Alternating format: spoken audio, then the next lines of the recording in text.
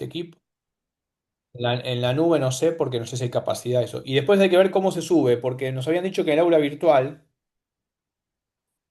no quieren que, bueno, se ha acumulado mucho material durante la pandemia y todo eso, pero un otro compañero de ustedes recién di sistemas políticos y me decía que, por ejemplo, en Telegram se puede subir, o bueno, también está el Drive, pero el Drive te necesitas el Gmail, ¿no? Entiendo. O...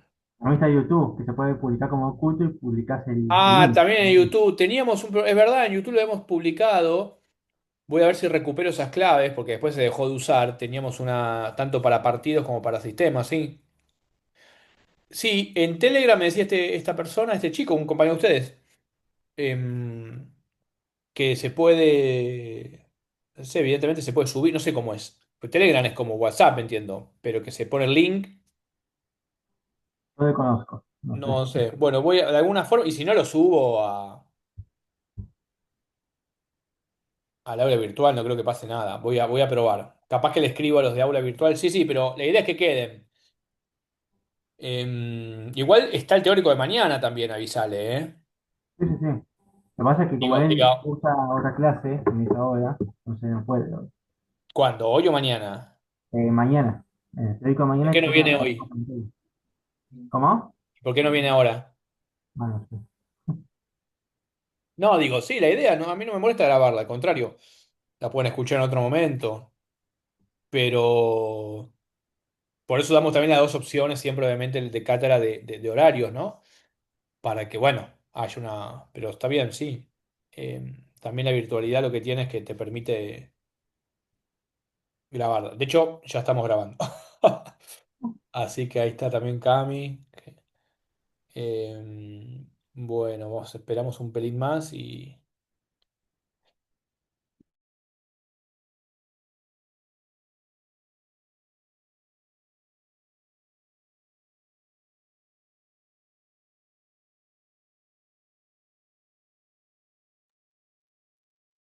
Bien, bueno, igual podemos ir conversando un poco sobre el tema en cuestión, en general.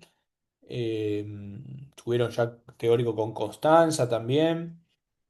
Em, bueno, toda esta parte, ¿no?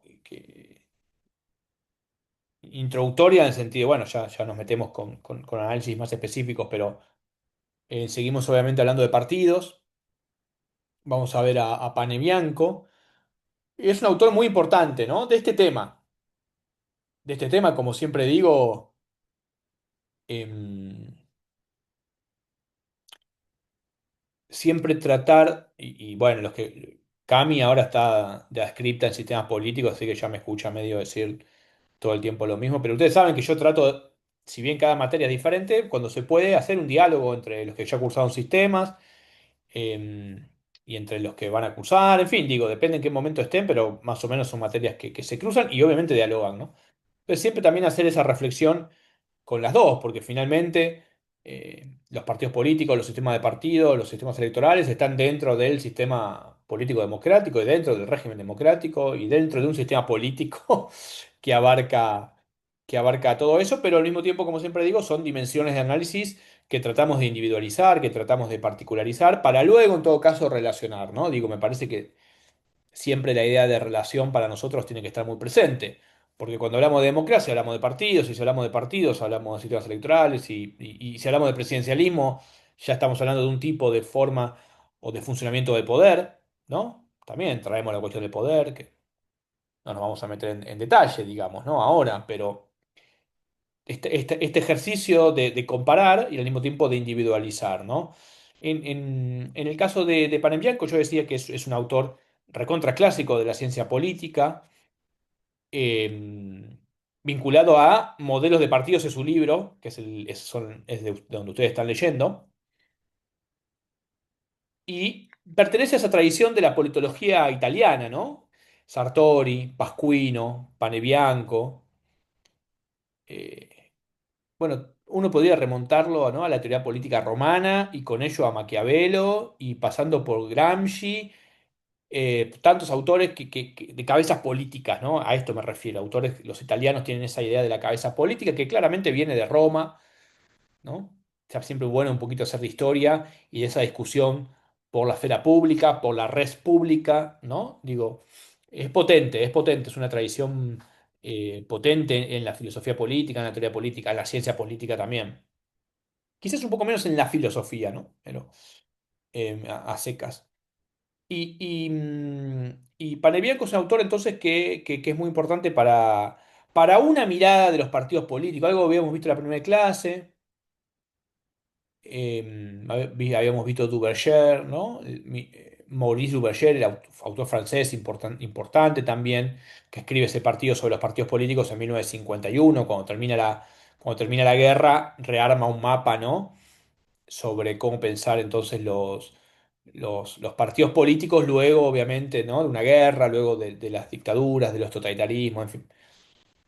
Y es uno de los, no de los primeros, porque antes tenemos a Max Weber, tenemos a Michels, tenemos a Ostrogorsky, ¿no? Tenemos toda la primera parte del siglo XX, digamos. Pero a partir de la segunda parte del siglo XX tenemos a Duverger como un autor importante y Panebianco, que es un autor que va a discutir, ¿no? También está bueno hacer eso. Bueno, ¿con quién discuten los autores? Panebianco va a discutir con algunas cuestiones de Duverger, con algunas que vimos en la primera clase, ¿no? Panebianco va a partir de otra explicación de los partidos políticos diciendo que no alcanza la explicación de Duverger, ¿no? De partidos de creación interna o partidos de creación externa. Va a hablar en otras dimensiones, sí considerando a los partidos entonces como estructuras organizativas. A Panebianco le interesa mucho la cuestión de la organización. De hecho, toma mucha información de lo que es la sociología de las organizaciones y la trae para pensar los partidos. Un autor que está pensando en los partidos como organizaciones complejas de la democracia, pero como organizaciones. Por lo tanto, su mirada es muy intrapartidaria. Está mirando cómo se conforman los partidos políticos y luego, en todo caso, cómo interactúan en la lógica social, cómo se constituyen como actores de la esfera pública de un sistema político. Pero está mirando sobre todo cómo están organizados, ¿no? Digo esto como una primera mirada. Y va a exponer siempre cuando lo lean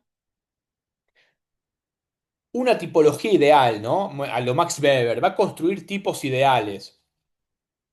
Se va a tener una mirada bastante ideal en ese sentido, y no tan histórica, por lo tanto, un autor más conceptual, ¿no? Un autor más de pensar teoría, pero al mismo tiempo lo que va a tratar de pensar es cómo esos partidos están en tensión y se ven modificados por lo que se llama el ambiente, ¿no? Los partidos están en un ambiente. Los partidos se inscriben en un ambiente. Uno podría decir contexto, bueno, pero él usa la palabra ambiente, ¿no? Que es otra cosa. El contexto siempre en general es como reponer el contexto histórico, pero él acá está hablando de ambiente, en donde el cual los partidos se inscriben, y por supuesto que hay que dar cuenta del contexto. Después ustedes van mañana y analizan algo y bueno, y tienen que reponer el contexto de ese partido, ¿no? Y en el ambiente en el que se inscribe. ¿Por qué? Bueno, porque el partido no es una figura estática, ¿no? Está en movimiento y reacciona al ambiente y por los cambios que se operan en el ambiente, en los que los partidos se insertan y operan también. Es decir, los partidos están en un ambiente, pero también inciden sobre ese ambiente. No son actores pasivos, no son estructuras políticas pasivas, sino que están interactuando con ese ambiente. Por lo tanto, se trata de observar el movimiento de los partidos políticos en contextos y ambientes variables. Y en ese sentido, Panebianco recurre al comparativismo o le interesa pensar la cuestión en términos de una historia comparada de los partidos políticos. Eso, digamos, como pensar el contexto, pensar el ambiente, pensar que los partidos entonces se inscriben en un ambiente en el cual interactúan y al cual pueden modificar, ¿no? Es decir, que Panebianco les da un rol muy activo a los partidos en ese sentido. Los partidos no son un reflejo de la sociedad, o no son solamente un reflejo de la sociedad, sino que van a interactuar con la sociedad, van a interactuar, van a intervenir. Y desde el punto de vista que nos interesa también político, más estrictamente, van a conformar electorados, por ejemplo. No reflejan un electorado. No es que los partidos, vamos a decir, de clase reflejan a la clase social, sino que también la constituyen, le dan forma. Eso lo habíamos visto también en la primera clase, ¿no? Los partidos representan demandas, pero crean también demandas, o crean o sea, tienen una capacidad creativa. Por eso no son simples reflejos, ¿no? Ahora bien, hay dos conceptos fundamentales para entender esta cuestión de la institucionalización y que van a ver muy claramente en los prácticos con Franco y con Gonzalo Álvarez. Digo, no Gonzalo Logiol, sino Gonzalo Álvarez, nuestro ayudante adscrito, que él en general trabaja el tema este a partir del texto de Mustapik. O sea, van a ver un texto donde la teoría dialoga con el proceso empírico, porque van a ver el caso del peronismo, ¿no? ¿Cómo es ese proceso de institucionalización a partir del texto de Mustapik, que está muy bueno y nos permite operacionalizar a Pane Bianco, ¿no? Bueno, ¿cómo funciona esto en una realidad histórico concreta? Bien. Pero antes entonces hay que decir algunas cositas que tienen que ver con dos categorías fundamentales de Pane Bianco. Una que es, ¿no? Lo que él llama el concepto de modelo originario de un partido político, es decir, los rasgos constitutivos e históricos de ese partido. Y por otro lado, esto que hablábamos, o que decíamos recién, la institucionalización de un partido. ¿Qué significa la institucionalización? Bueno, el modo en que la organización partidaria se consolida. Y tanto el modelo originario como la institucionalización son las dos claves para leer o para hacer un análisis de los partidos como organizaciones que pueden verse en el tiempo interactuando con el ambiente. Tenemos que mirar entonces el modelo originario, los rasgos constitutivos y la historia de ese partido en tanto organización y la institucionalización, es decir, la forma en que la organización se consolida, dos categorías fundamentales. Panebianco tiene para mí algo bueno, creo que, no sé si, creo que ya lo dije, que es muy poco, es como un esquema, es profundo pero es esquemático. Quiero decir, es muy fácil de leer, me parece, ¿no? Cuando uno, ¿no? Ordenado, va describiendo. Después, bueno, claro, hay que saber las categorías, hay que saber lo que dice, ¿no? Pero digo, me parece que es bueno en ese sentido para estudiar. Bien, un primer aspecto que sería el modelo originario, ¿no? Decíamos que el modelo originario está vinculado a las características de un partido como organización en su periodo de formación, de allí originario, ¿no? Los rasgos y características de un partido en su fase de institucionalización. O sea, en Panebianco el partido se institucionaliza más o menos, pero se institucionaliza. Llega a un grado de institucionalización. Y para eso hay que ver cuáles son los rasgos históricos constitutivos de ese partido en su modelo originario. Por eso le dice, no alcanza con lo que dice Duverger de partidos de creación interna y partidos de creación externa, ¿no? Los partidos de notables y los partidos de masa. No alcanza con esa cuestión interna-externa para explicar las diferentes formas en que los partidos pueden asumir en su origen. Hay que mirar el modelo originario. Recuerden que esta idea de creación interna o creación externa era la forma en que Duverger explicaba cómo se originaban los partidos. Por lo tanto, él mira otro eje, ¿no? Para diferenciar la génesis de los partidos políticos. Vamos a dejar de lado, entonces, ustedes esto igual lo tienen que saber muy bien, porque Duverger es un autor fundamental y habla del modelo de creación interna y creación externa, pero Panabianco va a poner otro eje, ¿no? Va a mirar esta idea del modelo originario para pensar el origen de los partidos políticos que luego efectivamente, en algún grado mayor o menor, alcanzan su institucionalización. Él dice que hay que recurrir a modelos explicativos un poco más complejos desde su mirada, ¿no? Precisamente porque la situación originaria es más compleja. Y va a pensar esta idea de modelo originario a partir de tres factores fundamentales. Este modelo originario tiene tres elementos para pensar.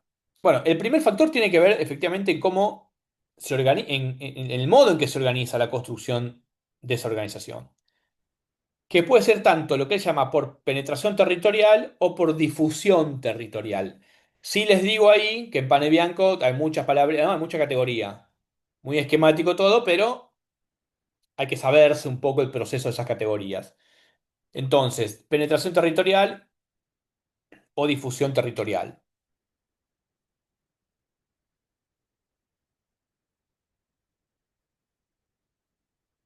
Por penetración territorial entendemos en la construcción originaria de un partido cuando un centro controla y estimula el desarrollo de una periferia. Es decir, cuando se va del centro a la periferia y cuando ese partido que va del centro a la periferia controla a las organizaciones pequeñas e intermedias de ese territorio. Claro, está pensando en una dinámica territorial, ¿no? Del centro a la periferia. Podemos pensar el caso del peronismo históricamente, ¿no? Va del centro del país, y se nacionaliza hacia la periferia, porque también esto tiene que ver con el proceso de nacionalización de los partidos. Ya vamos a ver al final de la materia que hoy estamos en un proceso de desnacionalización, según algunos autores. Por lo tanto, ese proceso que está aplicando Sartori, Panebianco, perdón, y que Sartori también y tantos otros en todo caso explican, hoy estaría revirtiéndose o estaría en un momento de crisis en realidad, ¿no? O estaría en una tensión. Pero acá estamos viendo, ¿no? Este proceso de nacionalización. Entonces, la penetración territorial, ya casi su misma palabra lo dice, ¿no? Penetra del centro a la periferia. El partido, estamos hablando siempre del proceso del modelo originario hacia la institucionalización, hacia su organización como tal. Y la difusión territorial es más bien diferente y al revés inclusive, ¿no? Es cuando el desarrollo, dice él, del partido se produce por generación espontánea, cuando va de la periferia al centro, en el sentido que va de las organizaciones locales para luego integrar una organización nacional. Entonces, camino inverso. O por una combinación de ambas, también dice Panebianco, ¿no? Ahora bien, estos procesos, tanto de penetración territorial o de difusión territorial, en los dos casos van a estar vinculados con un proceso de formación de liderazgo y lo que él llama también de formación de la coalición dominante. Es decir, en todos los partidos, sea de un modo u otro, bajo el esquema Panebianco, hay la emergencia en ese proceso de un liderazgo, hay algún tipo de liderazgo, y la coalición dominante, es decir, quién domina, la coalición que domina dentro de un partido, ese proceso. También dos palabritas claves, ¿no? Liderazgo, obviamente, y coalición dominante. Todo eso hace a este primer factor que dijimos que puede ser de difusión, de penetración territorial o de difusión territorial, del centro a periferia o de la periferia al centro. También es verdad, dice Panamianco, se pueden dar esos dos procesos combinados, ¿no?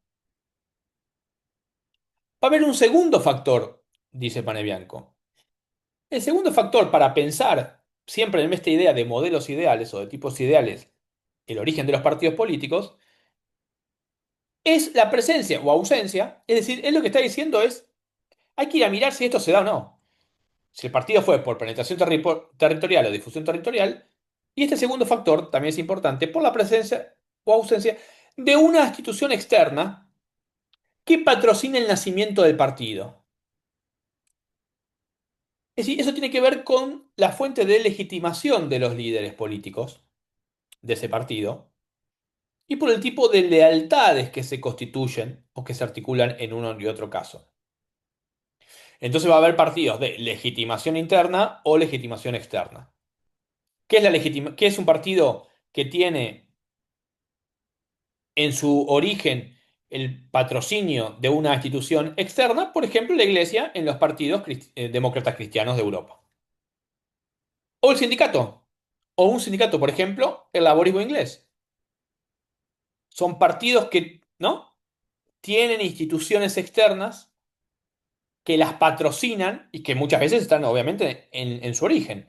La iglesia, los partidos confesionales, que habíamos visto que se derivaba del modelo de Lipset y Rockham, vuelvan a la cuestión de Lipset y Rockham, del modelo genético, y los partidos O también, por ejemplo, perdón, me olvidaba de de los partidos comunistas, que tienen el Comiter, es decir, el Comiter en su origen de la unión de la revolución bolchevique, de la revolución rusa, y que luego el Comiter como el órgano organizador en un modelo de internacionalización como era el modelo comunista, donde los partidos, el comunismo francés, el Partido Comunista Italiano, el argentino, responden en cierta medida a ese origen de ese partido con el horizonte mundial, del Partido Comunista Ruso, del Comiter, también sería una fuente de legitimación externa, porque el partido responde a ese órgano originario. Entonces, iglesia, sindicato o, este caso más excepcional, digamos, que es el Comiter, los partidos comunistas. Es decir, que son todas instituciones, en el caso del Comiter, además es exterior a la sociedad donde se organiza ese partido.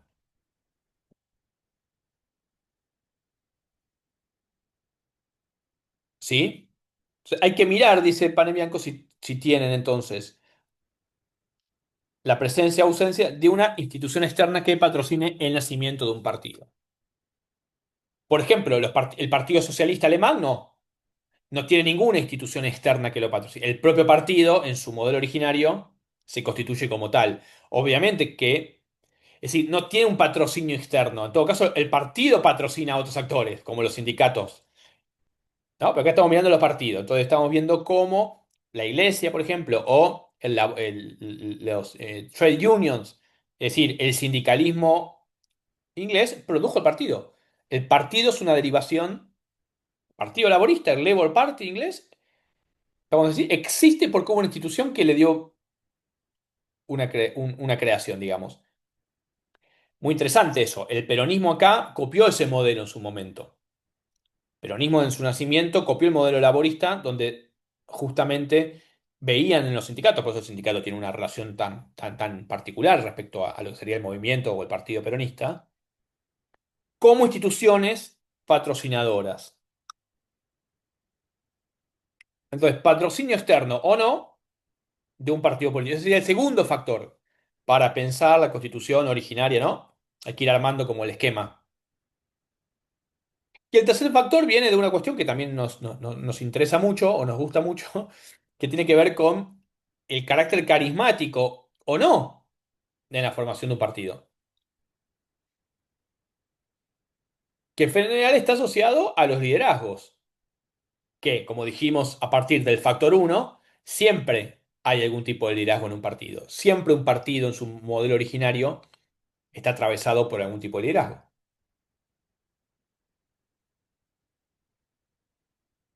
Es decir, si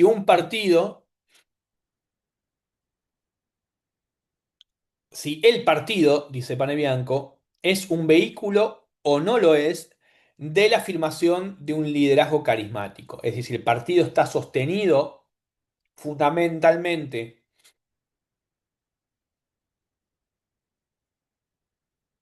por un líder carismático, obviamente en relación a sus seguidores, ¿no? Al mismo tiempo, ahí Panebianco está diciendo que siempre, de todos modos, en el nacimiento de un partido hay algún tipo de carisma, algún tipo de escena carismática, dice él, entre seguidores y líderes. Es interesante, ¿no? Bueno, siempre hay algún tipo de liderazgo. Después quizás ese liderazgo es como carismático puro, Perón, De Gaulle, Hitler, ¿sí? Pone esos ejemplos, ¿no?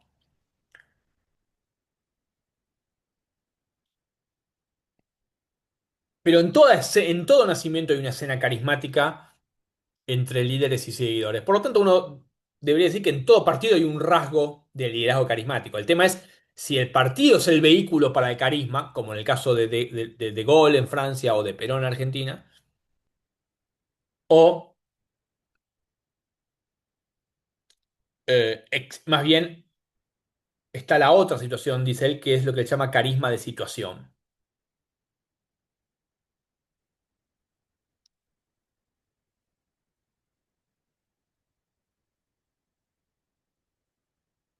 De todos modos, él está pensando mucho más en el carisma puro, ¿no? No tanto en el carisma de situación también, pero digo, le interesa pensar el carisma puro y sus diferencias con otras situaciones de liderazgo. Em,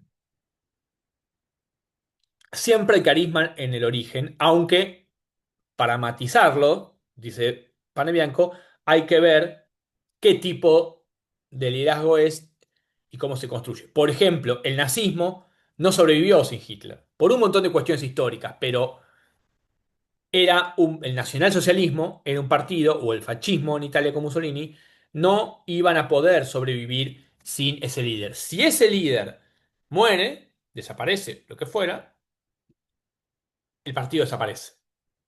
Entonces, ese liderazgo puro, fortísimo, tiene una imbrincación tal en el que el partido no sobrevive al liderazgo. En términos de pan y Bianco, en realidad, si uno lo mira en un proceso más largo, no se logra institucionalizar. Porque, ¿qué pasa entre el carisma y la institucionalización? Ahí hay una tensión, que es una discusión muy vieja de la ciencia política. ¿Qué pasa con los procesos en los que los partidos surgen por liderazgo puros y los partidos no se pueden institucionalizar? ¿Por qué? Porque el liderazgo, ¿qué es la institucionalización? Es un proceso burocrático, finalmente, de la organización en el tiempo. Y el liderazgo, como sabemos por Max Weber, atenta contra la burocracia. El liderazgo siempre está por encima de la burocratización. El liderazgo, podríamos decir, que hace de la institución algo que reproduzca ese liderazgo y por lo tanto entra en cierta tensión. Entre carisma y burocracia hay un problema, digo, por eso volver a Weber, ¿no? Los tipos ideales de liderazgo de Weber, hay algo de eso acá, en Pane Bianco.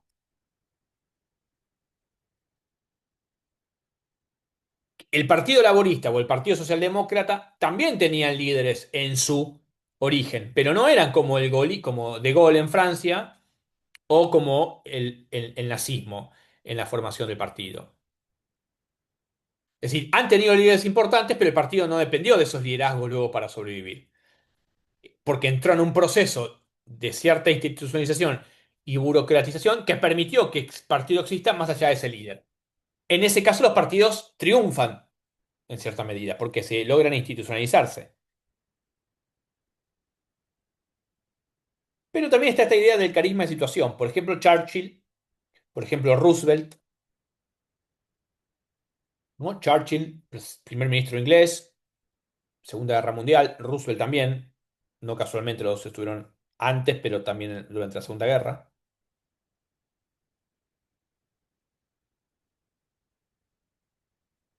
La diferencia estaría un poco en que el líder carismático impone su propio carisma como forma de partido, que el carisma de situación tiene que entrar en un proceso de negociación con otros líderes de ese partido. Claro, uno diría, che, pero el tema es que, y esto es interesante, para pensar, digo, ¿no? Eh, el partido conservador lo antecede a Churchill y el Partido Demócrata lo antecede a Roosevelt. En el caso del peronismo, por ejemplo, Perón es el inventor de ese partido. O en el caso del nazismo u otros, digo, ¿no? Nacimiento de partido y liderazgo van de la mano. Por eso, el caso de Churchill y Roosevelt, como este partido tiene una historia y hay otros líderes, o sea, hay coaliciones dominantes previas, esos líderes tienen que, en tanto líderes de situación, negociar con otros líderes. El problema, efectivamente, entonces, del carisma puro es la dificultad de su posterior institucionalización. Es decir, lo que se llama, y lo que también llama Weber, rutinización del carisma. Cuando el carisma se institucionaliza y la institución sobrevive, es un éxito, pero ese carisma tiene que rutinizarse. Es decir, entrar en un conjunto de prácticas rutinarias o burocráticas del partido. Por ejemplo, ¿qué pasó con el peronismo luego de la muerte de Perón? Bueno, en Argentina empezó, hubo un momento de violencia política fortísima y después vino la dictadura, ¿no? Pero el partido sobrevivió, porque después del 1983 existía. Entonces, con el caso del peronismo, son estructuras fundadas por líderes carismáticos, donde al mismo tiempo permitieron institucionalizarse y continuar. Ese caso lo van a ver, como decíamos, en el práctico con el texto de Mustapik que tiene para leer. Bien, vamos un poquito a cómo se organiza, cómo se da este proceso de institucionalización. Lo que dijimos antes son los tres factores que hay que mirar en un partido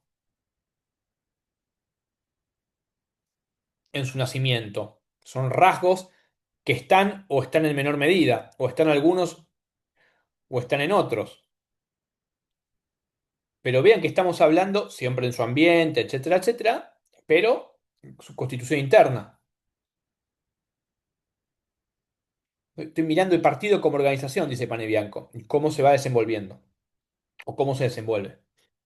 Ahora bien, entrando ya directamente en el proceso de institucionalización,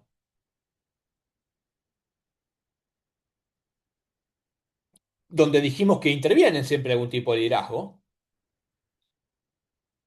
siempre algún tipo de liderazgo, más carismático, menos carismático, pero siempre hay una escena carismática inaugural entre líderes y adherentes, seguidores, militantes, como le quieran llamar.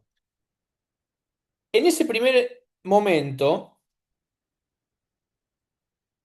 fundante, digamos, es donde el líder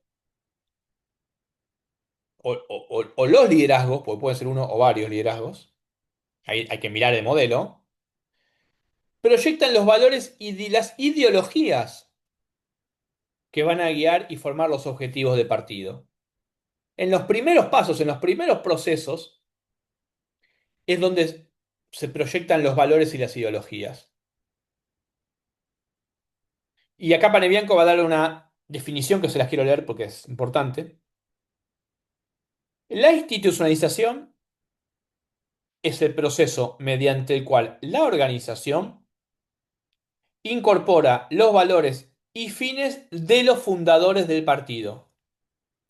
O sea, la organización incorpora los valores y los fines de los líderes del partido, o de los fundadores del partido, que obviamente pueden ser más de uno, supuesto. Pueden ser más de uno, pueden venir de otras organizaciones, ¿no? Digo, ahí hay que ver, también uno podría decir, no, quiero ver de dónde, cuál es el origen de este líder que fundó tal partido. O sea, en el caso de Argentina, los partidos modernos. Bueno, Irigoyen, bueno, venía de una, eh, de una fracción, ¿no? Era el sobrino de Alem, venía de la Revolución de 1893, en fin, tenía una historia.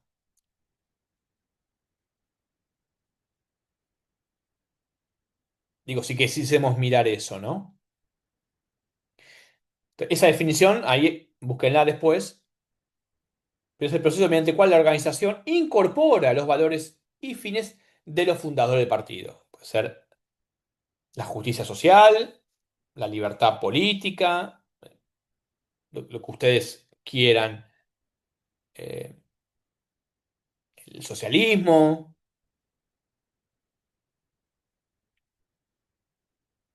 Implica el proceso, dice Panebianco,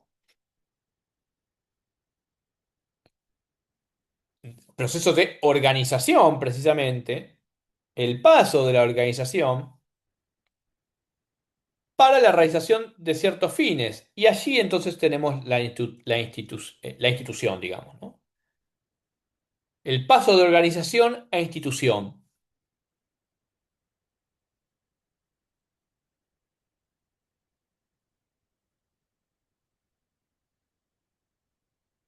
Ahora bien, la institucionalización es un proceso en el cual se articulan los objetivos de la organización, que para Panamianco provoca al mismo tiempo dos procesos simultáneos, que están relacionados con una cuestión muy importante, que son los incentivos que da una organización partidaria.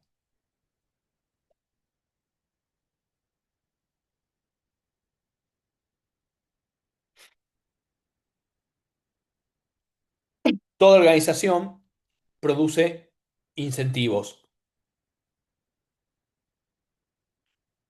Panamianco va a decir, el desarrollo Una organización desarrolla intereses para el mantenimiento de la organización, lo que él llama incentivos selectivos y que están ligados a el prestigio, la recompensa material dentro del partido. Siempre estamos hablando dentro del partido, de los miembros de ese partido. De nuevo, el partido desarrolla intereses para el mantenimiento, obviamente, de esa organización en base a dos tipos de incentivos. Uno, incentivos selectivos o incentivos materiales. El partido tiene que dar cargos de prestigio, tiene que fomentar la carrera dentro del partido, ¿no? Tiene que producir instancias vinculadas a la formación de cuadros, pero que tenga un incentivo material. Eso el partido lo tiene que hacer. Es un elemento fundamental de sus intereses para seguir siendo organización. A determinados miembros tiene que darle esos incentivos, tiene que incentivarlos en ese sentido. Pero al mismo tiempo también tiene que desarrollar, si esos son los intereses que responden a los incentivos selectivos, dice Panebianco, tiene que desarrollar y difundir lo que él llama las lealtades organizativas,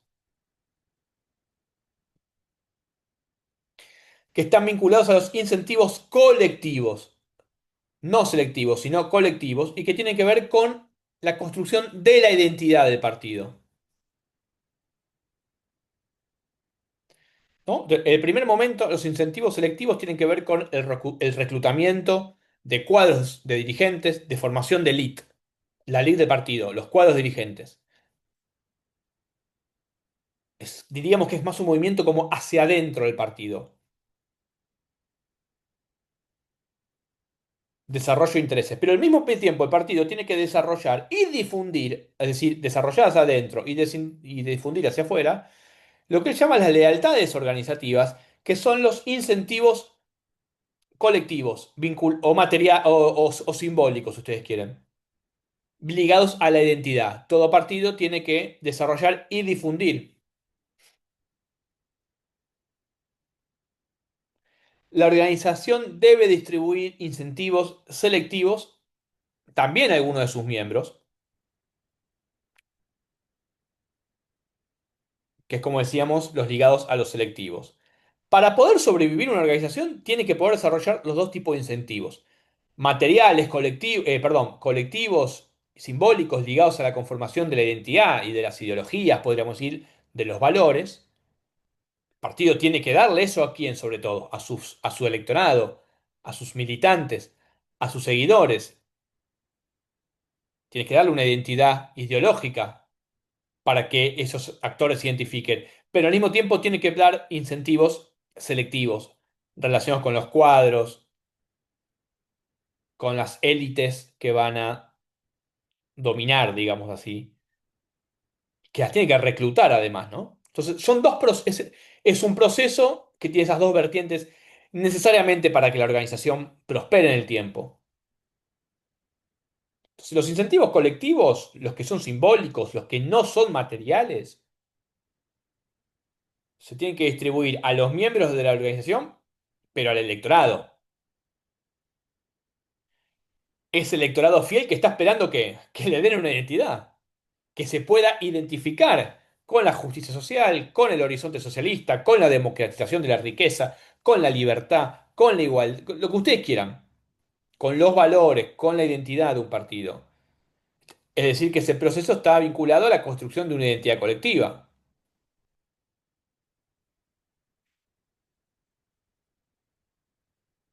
Porque lo que dijimos al inicio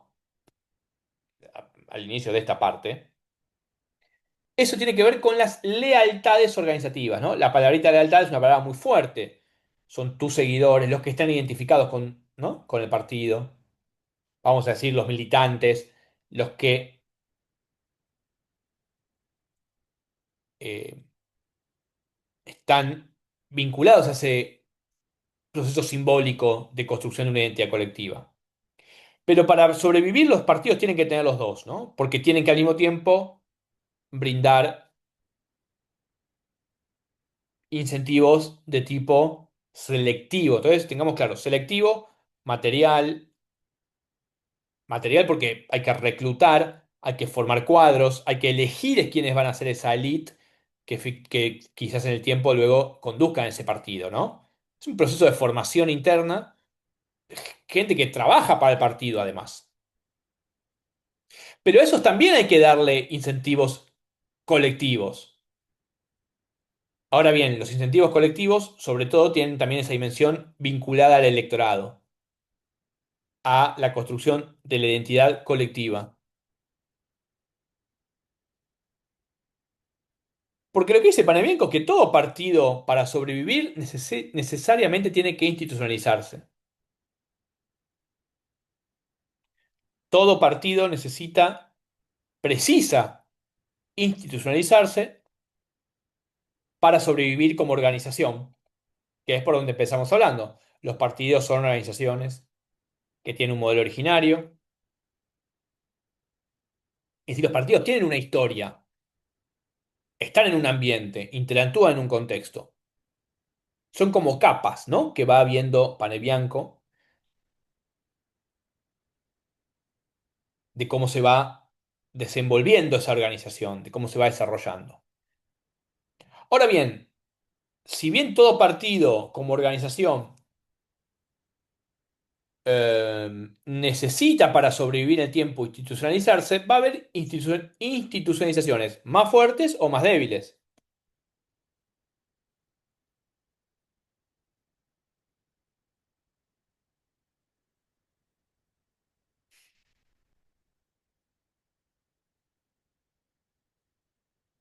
Todos los partidos de algún modo se institucionalizan. Entonces, y esa institucionalización más fuerte o más débil va a estar en relación con también distintos elementos. Con el tipo de coalición dominante que tenga un partido, con lo que él llama el control de las zonas de incertidumbre y por lo tanto con la capacidad de de cómo se maneja con los incentivos, de cómo brinda esos incentivos.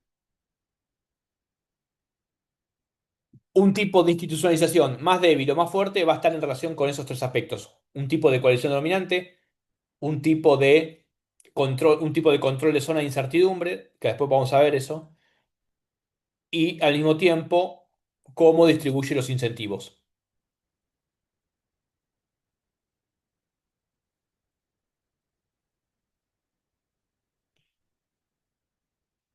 El tipo de... em, no, él de esto va a producir una hipótesis, ¿no?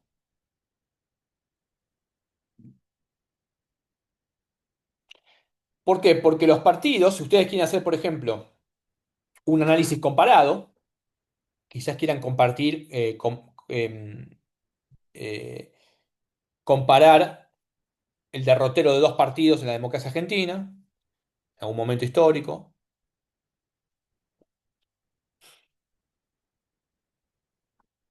y pueden usar Panebianco ¿en qué sentido? Porque para mirar esto, a Panebianco le interesan el tipo de institucionalización mayor o menor que sea en un partido. Entonces, un partido puede ser visto, puede ser mirado, puede ser analizado por el grado de institucionalización alcanzado.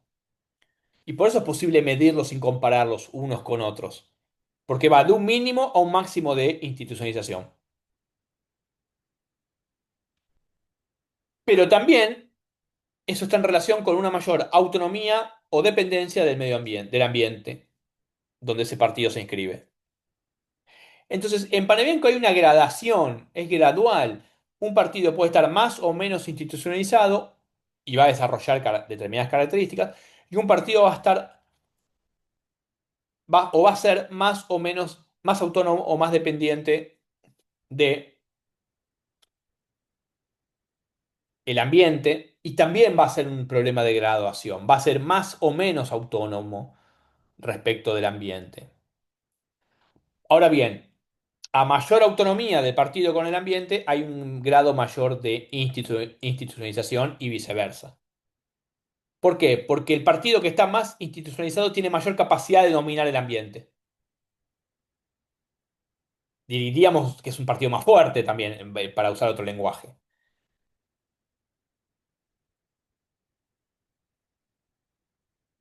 ¿no? Esa autonomía existe cuando la organización desarrolla esa capacidad para controlar esos procesos de intercambio con los que intercambia, que es el ambiente.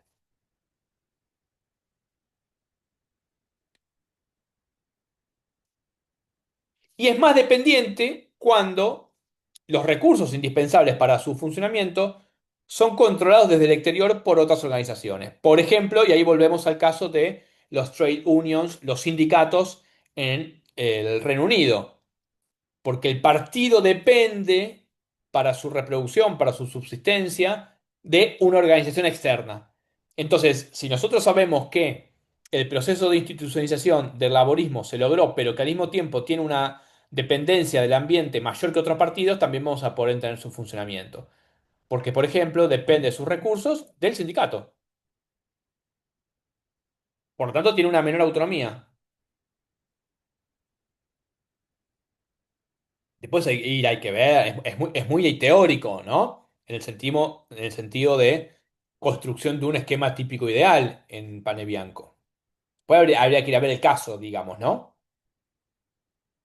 Vamos a ver el caso. Bueno, vamos a ver vamos a ver el peronismo, cómo se institucionalizó. Tuvo un origen carismático, el líder murió, pero el partido sobrevivió, se institucionalizó, después vino el 1983, dejó de ser un movimiento, es un partido, los incentivos que da, su ideología menos flexible, partido más pragmático. Ahí entramos a poner también otras categorías, digo, que hemos visto, ¿no? Un partido cachol, un partido de clase, ¿no? Peronismo siempre más caracterizado como un cachol, como un atrapatodo, pero ¿no?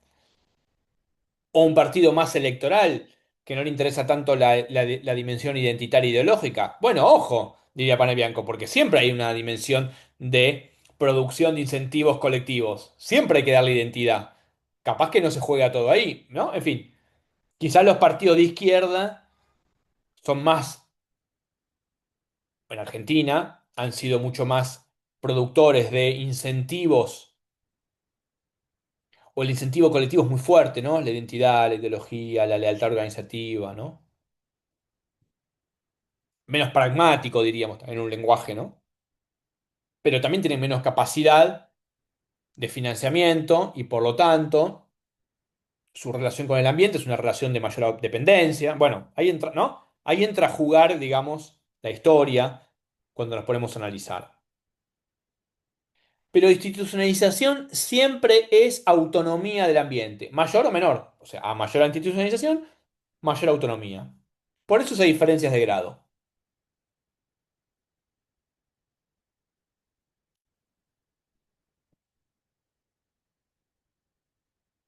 Miren, les quiero citar esto que dice Panebianco. Él dice, el partido de masas de Duverger, ¿no? Partidos de creación externa en este caso, sería el partido de masas de Duverger, modelo clásico, socialdemocracia alemana, siempre decimos, sería el modelo de partido que tiene una autonomía importante respecto al ambiente al controlar su fuente de financiamiento porque domina a las organizaciones próximas al partido y a través de estas extiende su hegemonía a las clases privilegiadas de esa organización.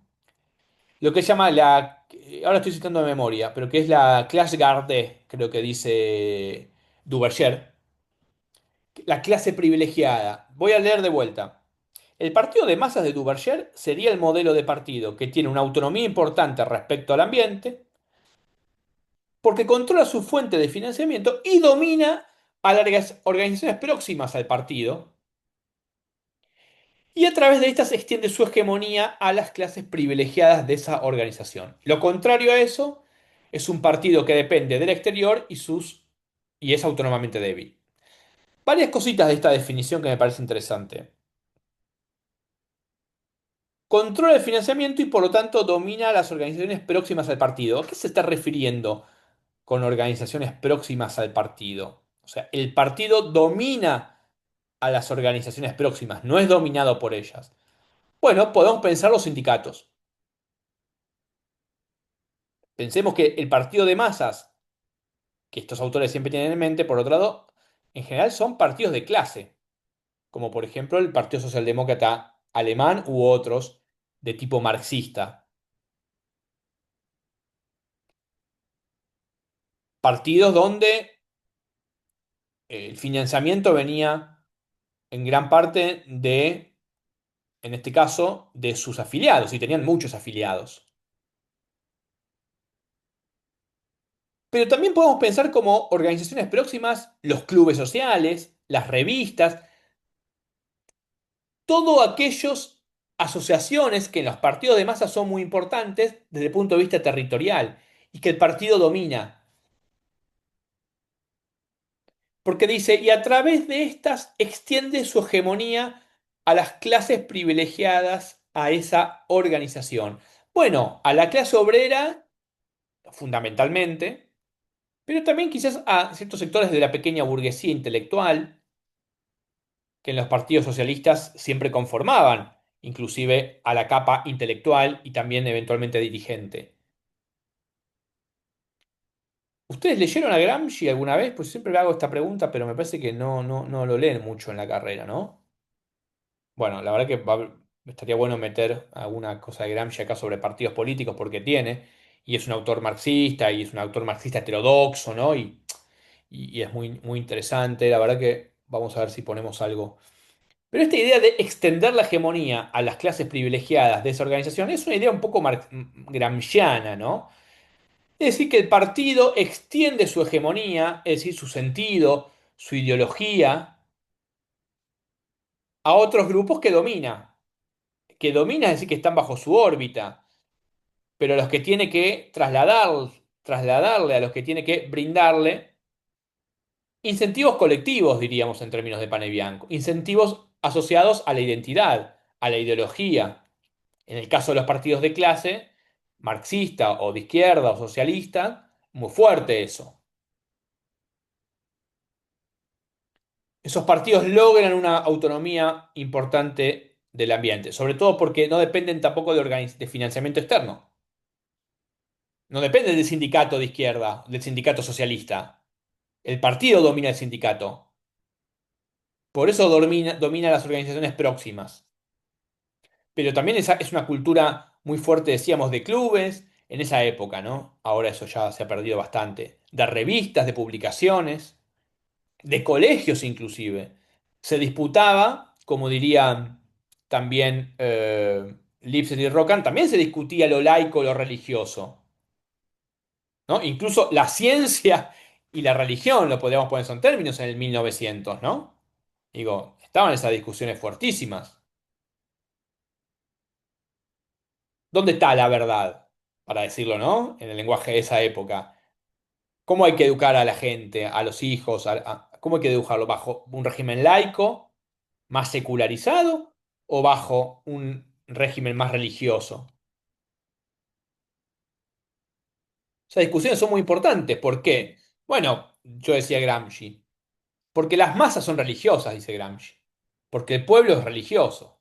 Pero si los partidos socialistas quieren tener una ascendencia sobre el pueblo, bueno, tienen que considerar eso, ¿no?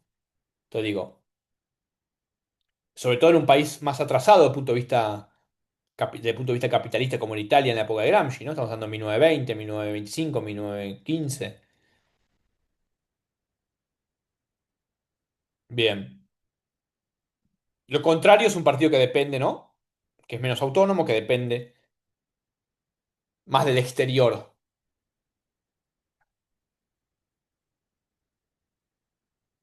Ahora bien, hay dos tipos decíamos, de institucionalización, débil y fuerte, ¿no?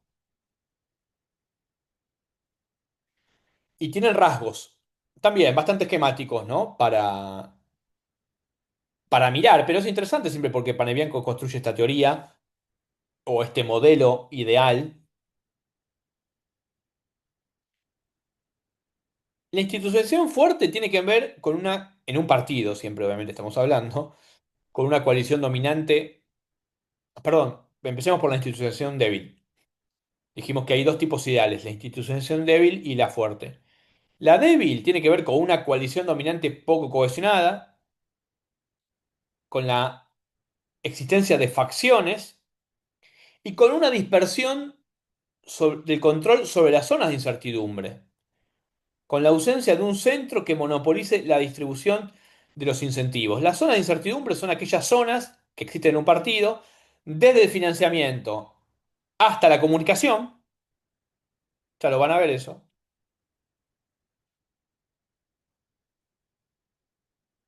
y que la coalición dominante controla más o menos. Entonces, ustedes ven que en una institucionalización débil hay una coalición dominante poco cohesionada.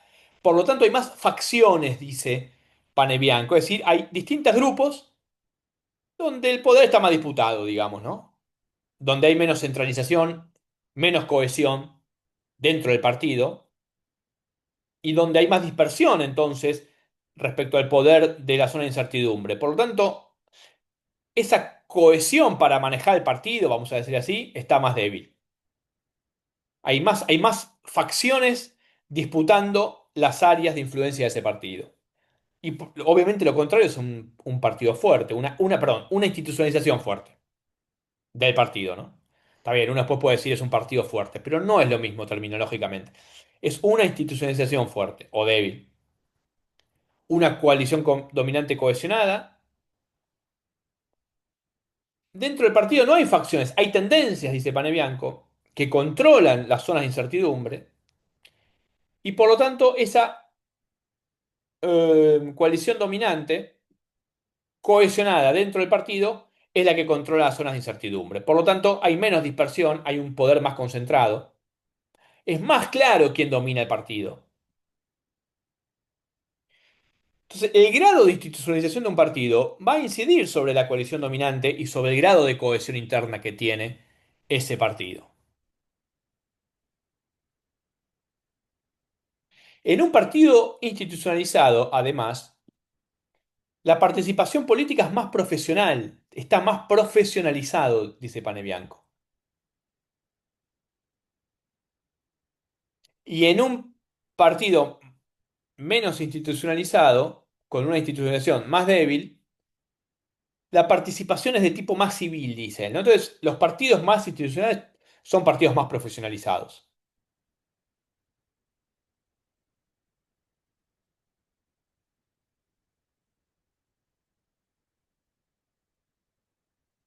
Y un partido más institucionalizado, además, dice Panebianco,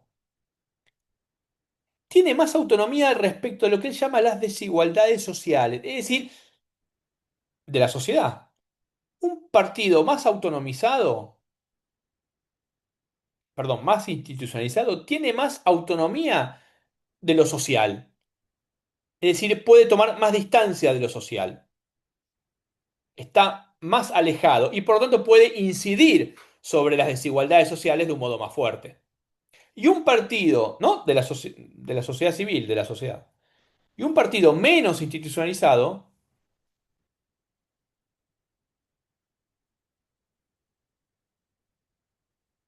es menos autónomo respecto del ambiente y de estas desigualdades.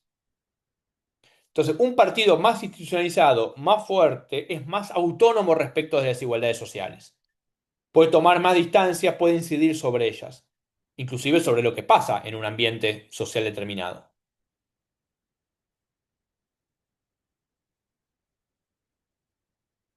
Por eso Panebianco dice, los partidos de integración social, pues podemos decir el Partido Socialista, pero también el peronista, o los partidos de la era de masas, los partidos de integración social, son partidos de una institucionalización más fuerte, que están en condiciones de dominar su base social. Esta es la idea. Los partidos institucionalizados llamados de integración social están en condiciones de dominar su base social y algo que Panebianco resalta que es que tiene una capacidad de desarrollar una importante subcultura del partido, es decir, una sociedad dentro de la sociedad. Los partidos de izquierda, el partido peronista, ¿no? Tienen la capacidad de desarrollar una sociedad dentro de la sociedad. Una institucionalización débil, por el contrario, tiene que estar todo el tiempo adaptándose a la base social. No tiene esa capacidad de autonomía, no tiene esa capacidad de distancia, no produce esa subcultura del partido. ¿sí? Ahora bien, Bianco obviamente está pensando o pone en contacto esta cuestión entre modelo originario e institucionalización. Y por tanto se trata de ver cómo un cierto modelo originario, con sus rasgos de origen precisamente, influye sobre el grado de institucionalización. De nuevo, un modelo originario influye, un cierto proceso de modelo originario y de origen de ese partido influye sobre el grado de institucionalización. Sabemos que un desarrollo de un partido, de la organización partidaria, por penetración del centro a la periferia, produce una institucionalización fuerte. Controla su base social, genera subcultura partidaria, diríamos. Por el contrario, un proceso originario de difusión, y tiene sentido, lo que genera, lo que produce, es que hay una pluralidad de partidos con los que hay que negociar. Si el partido se desarrolla por difusión de la periferia al centro, de la pluralidad hacia el centro, y bueno, hay un montón de actores con los que hay que todo el tiempo negociar. Y esa institucionalización, esa posibilidad de dominio, se transforma en una debilidad. Hay que negociar todo el tiempo. Pero también sucede cuando hay una institución patrocinadora externa. Eso también puede producir una institucionalización. Salvo en el caso de los partidos comunistas, dice Panebianco.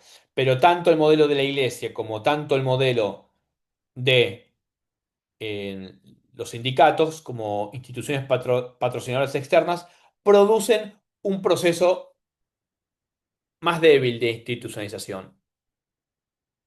Porque claro, el partido depende más, vamos a decir así, o de la Iglesia o del sindicato, tanto de los recursos como de la dimensión ideológica, podríamos decir. Y al mismo tiempo, en el proceso de creación, si es de penetración, el partido es más fuerte, el centro domina las periferias, pero si es de difusión, la pluralidad de esas periferias domina el centro. Como un poco lógico también, ¿no? Lo que dice, lo que, digamos, si pensamos en un proceso de mayor o menor autonomía. Ningún partido no está institucionalizado en cierta medida. Quizás si no logra la institucionalización es porque desaparece como partido. De nuevo, siempre está mirando gradaciones, ¿no? Y siempre como modelos ideales. ¿En qué sentido? Bueno, que quizás estas características ideales no se dan en ningún partido. Pero, ¿qué me hace el modelo ideal? Ver si me acerco. El modelo ideal sirve para eso, sobre todo, para decir, bueno, ¿cuánto me acerco a ese modelo ideal? Más o menos. ¿Cuánto está institucionalizado? ¿Cuánto está menos institucionalizado? Si yo sé que estar totalmente institucionalizado tiene estas características, viendo el caso empírico, ¿cuánto me acerco a eso? Si tomamos este modelo, obviamente, de Panebianco, ¿no? Podemos tomar otro modelo. O podemos cruzar, ¿no? Porque si vamos al modelo genético, sociológico de Lipson y Rocan, y ahí también hay información. Eso también me sirve para explicar el Partido Socialista, un partido de clase, que termina siendo un partido de izquierda, diría Rocan, o un partido burgués, que termina siendo un partido de derecha, diría en el modelo de Lipson y Rocan. O sea que el clivaje social también es importante. Si miro las revoluciones, ¿no? O sea, estoy mirando algo, pero Panamianco está mirando la organización y después cómo interactúa en todo caso con el ambiente y con lo social. Está mirando el partido de nuevo como organización. Para él es muy importante, porque lo que él está diciendo es, che, no se le había dado tanta importancia a esto antes. Siempre era o la mirada sobre la sociedad, o la mirada de creación externa o de interna, a lo Duverger. Miremos el partido cómo se organiza hacia adentro y luego, digamos así, cómo se vincula hacia afuera, para decirlo, ¿no? Todo esto que estamos viendo es cómo se organiza el partido entonces. Entonces, según el tipo de legitimación interna, externa o internacional, voy a saber el tipo de institucionalización.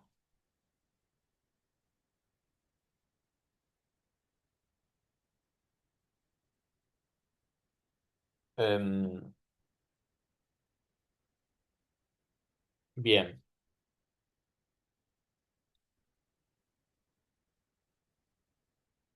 Hay una cuestión más antes de cerrar, que tiene que ver con lo que él llama el carisma personal, que Panebianco lo pone como un caso anormal, de cierta anormalidad. Porque el liderazgo carismático no solamente es un producto de un desarrollo organizativo por penetración territorial, también puede ser el producto de un desarrollo por difusión territorial.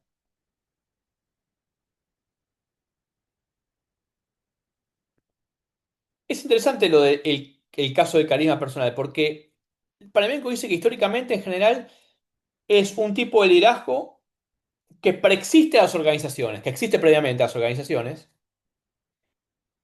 pero que luego las organizaciones se someten y se reconocen en este tipo de liderazgo carismático. Obviamente, entre la fundación de la organización y el carisma hay como hay como una identidad muy fuerte, ¿no? Una simbiosis. Entonces, el carisma personal, va a decir Panamianco, es lo contrario a la existencia de una organización patrocinadora. Porque en esos casos el partido no puede ser el resultado de un líder y al mismo tiempo ser el brazo político de una institución externa. De nuevo, ¿no? La, el carisma personal,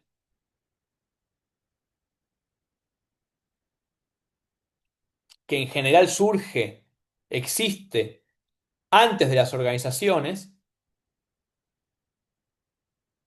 cuando esas organizaciones se crean, se someten al liderazgo y al carisma del líder.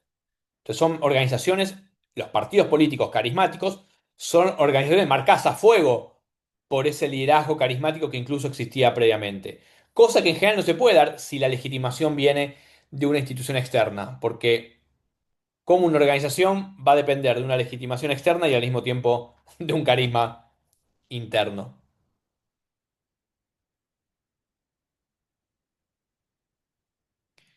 Entonces, el carisma puro eh, siempre está en tensión un poco con el proceso de institucionalización, ¿no? Una característica del carisma puro, ¿no? Es que eh,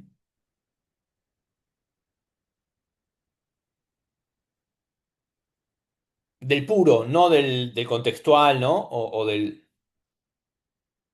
El proceso de carisma puro, más bien, carece de un proceso de organización, una institucionalización organizada,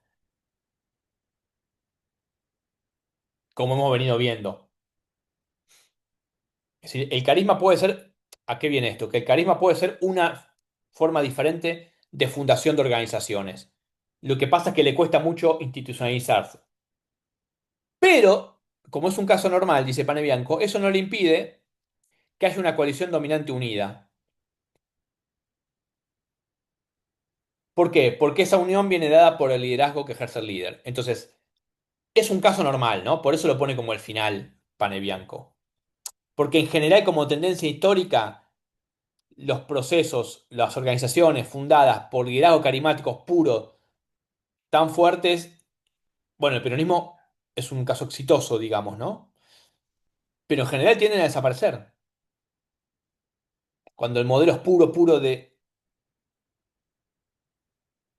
eh, porque el liderazgo surge, es preexistente, ¿no? Organización. Es como un modelo que él dice, bueno, veámoslo, lo deja un poco de costado, ¿no? Le interesa más lo otro en realidad, porque lo otro es lo que más sobrevive en el tiempo, lo que se logra institucionalizar.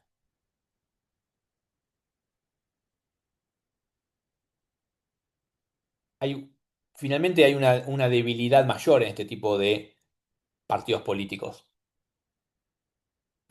¿Por qué? Y acá es lo que yo les decía que me había anticipado un poco antes, la cuestión de Weber, porque siguiendo a Weber, que supongo que eso se lo acordarán, cuando Weber piensa en los tipos de dominación, piensa modelo tradicional, ¿no? Piensa el carisma y la burocracia. La carisma y la burocracia son dos esquemas valorativos totalmente antitéticos y diferentes, dice Weber. Tienden a chocar. La burocracia, ¿no? Conjunto de rutinas que se institucionalizan precisamente. Y el carisma es excepcional, dice Weber. El carisma no se puede someter a la lógica de la norma burocrática. El carisma se resiste a la institucionalización,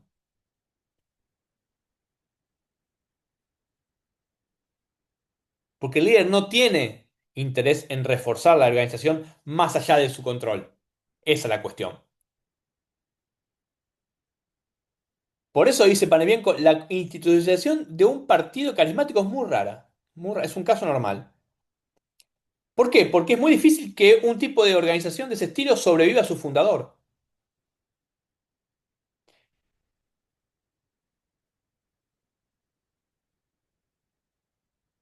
Dice, si se da ese caso, va a mantener una fuerte centralización de la autoridad, obviamente, en su seno, en su interior.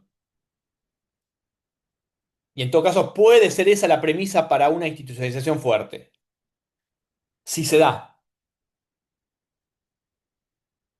Pero en realidad, desde el punto de vista conceptual, desde el punto de vista ideal, carisma y burocracia son antitéticos.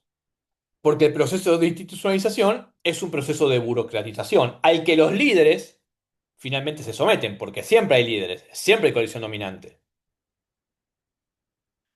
¿Sí?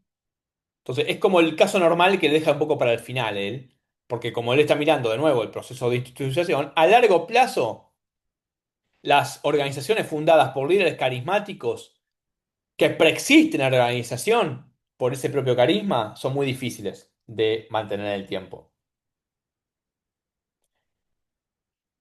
Entonces, ahí hay también una premisa, ¿no?